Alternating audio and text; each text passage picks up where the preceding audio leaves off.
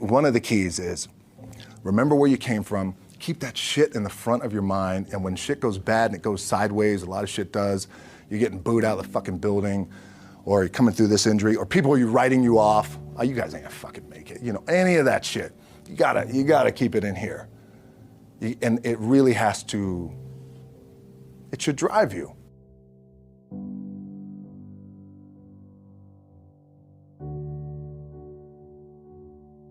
This idea and this notion that you could be anything you want and you can accomplish anything you want, right? We hear that. You've heard that from the time you were little boys. You hear that now. You're already incredibly accomplished. You can win an NBA championship, MVP of the league. You could become president. You could become governor. You could be in entertainment. You could do Charles, and you could do Shaq. You could do that. You could do whatever you want to do. You guys know that. The thing that has worked for me is to remember the hard times. So, and I'm sure you guys all have your processes, and again, I'm gonna tell you what's worked for me. So before a big movie comes out, before, back in the days when I was wrestling with WWE, a WrestleMania match, anything big that would happen, I would always take a moment and I'd just remind myself, all right, I was evicted when I was 14. We were kicked off the island. We couldn't live in Hawaii. Had no place to live. A lot of shit happened then when I moved to Nashville. I was arrested multiple times by the time I was 16 years old. I gotta remember that. If I were playing on this team, which my skills are, what's that term? Oh, the shits. So I'll never play. But before I lace up, before I get on the court, before I play in these big games, before I go to the Staples Center, where history is there, those are historic walls there at the Staples Center. I would remember that, and it allows me then to be present in the moment and understand, holy shit, the stuff I have around me right now, this is the shit that I dreamed of when I was a kid. I am here. I played for University of Miami, played for great teams. Warren Sapp, Ray Lewis, they were my teammates. They were balling. Warren Sapp was playing tight end that time. I was starting defensive tackle. Yeah. They moved him over to D-line. And he looked at me, he's like, yo, dude, I'm gonna take your spot. I said, you ain't taking my fucking spot. He said, I'm gonna take your spot. I said, no, you ain't. We battled, and he took my spot. Now you can imagine how that fucked with me, because there goes my opportunity. He went in, switched to defensive tackle, lit the world on fire. But what that did, it crushed me, it crushed my dreams. I had a piss poor senior year, zero production, no NFL, no combine invite, nothing. Finally went to the CFL, Calgary Stampeders, making $250 a week Canadian. Now I had to send that shit home to my wife at that time. Had no money. So I remember that. When I got cut from Canada, I had $7 in my pocket. And I always tell that story.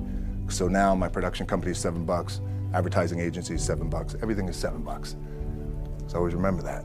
What helps me is to keep the hard times in the front of my mind, because it allows me to go into these big moments that I've worked my ass off, and you guys have worked your ass off. It allows me to go into these big moments with a different perspective. What it also does for me, and again, this is what works for me. Like, I keep my back, excuse my language, my back is up against this motherfucker every day. It's against this fucking wall. Excuse my language, ladies in the room. But it's up against this motherfucker because it's what I believe in. And when my back is against this motherfucker, then there's nowhere to go.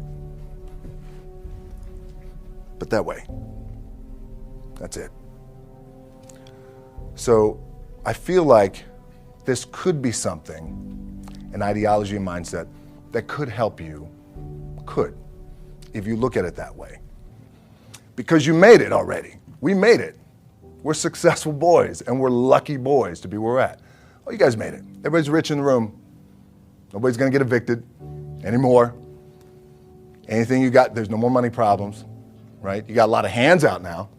Hey, can I get a little bit? Can I get a little bit? Right, that happens. But when you make it, for me, I need this. I need this. So every day, my back is up against this motherfucker, and this is how I operate. Now, doesn't mean you don't smile, Doesn't mean you don't laugh and joke, right? You're happy, I'm a happy guy. But when it comes to business and when it comes to executing, it's up against this. And I gotta go that way. And I don't give a fuck who is in front of me. They're not gonna stop me. I feel like for me, it feels seamless because you prepared for so long, but it's just like you guys prepping for a game. That's the fun part. That's where it's like, fuck, it's fun, man. People are paying their hard-earned dollars to come see you. They're cheering, they're going bananas, they're booing the shit out of you or on the road. That's fun. That's what you live for. I mean, that's the juice right there. The prep is where the character's made. And I just don't mean the character I play, I mean the character in here. So for me, the prep is getting with the director, getting with the producers, getting with the writers, so in essence, it's like getting with all your coaches and your different position coaches and all the meetings that you have to have, right? So that's the work you put in. The key for me was, where does it start? What's the anchor? What's the anchor? So I could have all these ambitions and you guys have all these ambitions, which is great. It's important. I'll play this role, you'll play that role. I'll execute this thing and it'll come out this summer. You guys will execute this thing during the summer, right? When it's time to really put in a lot more work. But the key with me is just always finding what the anchor is. And the fucking anchor is getting up at 4 o'clock in the morning every day before anybody else and grounding my thought process is in the no one will outwork me. No one. I love and I respect you guys. You motherfuckers won't outwork me. All starts with this. 2 hands, putting in the work. The anchor for me has always been the work in terms of the weight room training. So when I first started wrestling, I was 6 years old, rolling on the mats with my dad. My old man, a lot of you guys won't know this. Yeah, Rocky Johnson. My old man was Rocky Johnson. He was the first black WWF at that time. First black WWE tag team champions with Tony Atlas back in 1983. My uncles were wild Samoans. I come from a long line of pro wrestlers. But before the wrestling part happened, I was just in the gym putting in the work. At 6 years old, rolling around on the mats. And finally when I could touch weights at 13, that's what I was doing. But the weight part for me and the gym part has always been, has to be the anchor. Look, at the end of the day, like again, it's the kind of stuff that I talked about at top is I have to hold on to my dad in his pickup truck came down 4 o'clock in the morning, picked me up in Miami from Tampa. We lived in a little shitty apartment in Tampa. He drove down in his little pickup truck to Miami to get me when I was cut from the CFL. I was driving up I-75. I don't know if you guys are from Florida, any of you guys, if you know, I-75 is like, especially down in Florida, Alligator Alley. I'll never forget it. It's 4 o'clock in the morning. And I thought, well, fuck. I leave home like you guys left home. I'm ready to tackle the world, to get after it, achieve my dreams and goals. Fucking crushed by 22, 23 years old. Now I gotta move back in with my mom and dad. I played on great teams though. Wait a second, this is not supposed to be my future. I'm supposed to be in the NFL right now. I'm supposed to be making a lot of coin and buying my parents shit, buying me shit, taking care of my wife, but it never happened. So I pulled out my wallet, I thought, well, let me see how much money I have. I opened it up, I had a 5, a 1, and change. I'm not fucking around, well, at least I rounded up to $7. But I thought, God, ain't this a bitch? I got $7 in my pocket. Where the fuck do I go now? What do I do? I can't go back to CFL, because the point comes where you hear that voice, big run's over.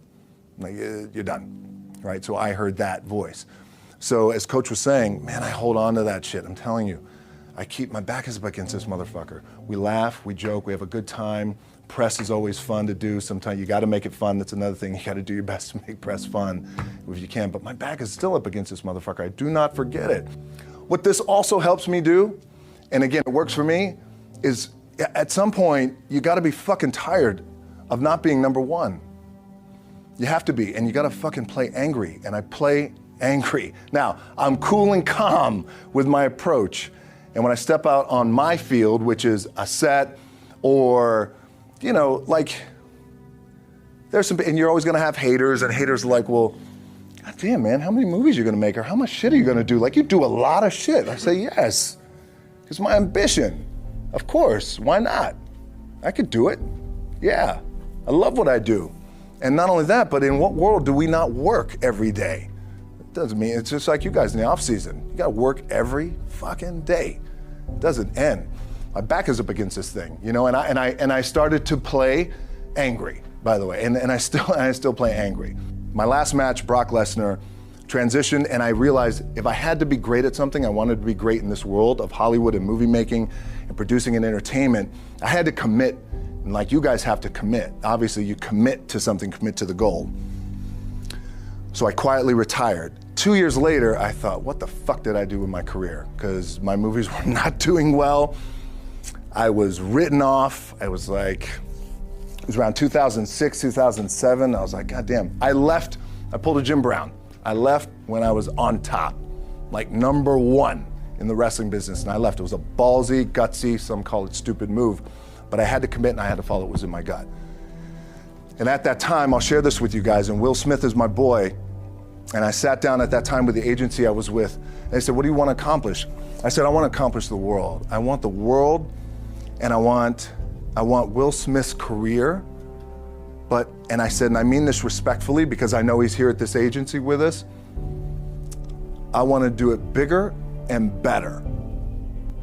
And they looked at me like I had 3 fucking heads, and they were like, okay. But I still stayed focused, and I still had still put in the hard work with my 2 hands, and that's it. And that's what it comes down to with you guys. One of the keys is, remember where you came from, keep that shit in the front of your mind, and when shit goes bad and it goes sideways, a lot of shit does, you're getting booed out of the fucking building, or you're coming through this injury, or people are writing you off, oh, you guys ain't gonna fucking make it, you know, any of that shit. You gotta keep it in here. And it really has to, it should drive you.